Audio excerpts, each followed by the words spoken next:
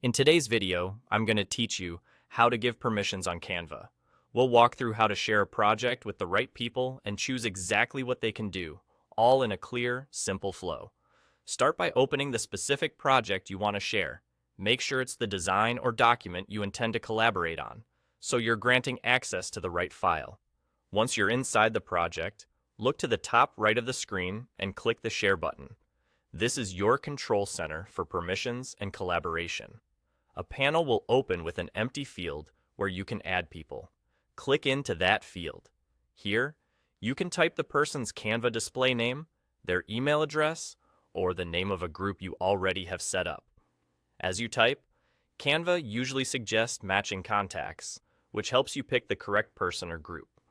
Take a moment to double-check that you're selecting the right recipient, especially if you have contacts with similar names. Next to that field, you'll see a small option that controls the type of access you're giving. This is important.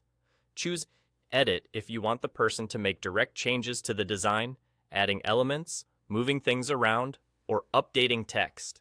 Choose Comment if you'd like them to leave feedback without changing the actual content. They can point out what works and what needs adjustment, and you retain full control over edits. Choose View if you only want them to look at the project, which is ideal for stakeholders who need visibility but shouldn't modify anything. If you're sharing with multiple people or a group, you can set the appropriate access for each recipient to match their role.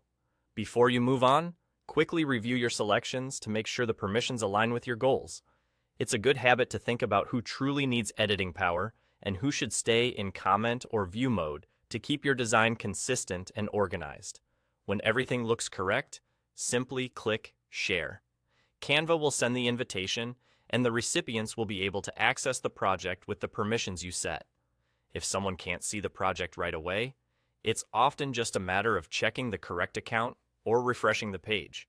That's all there is to it.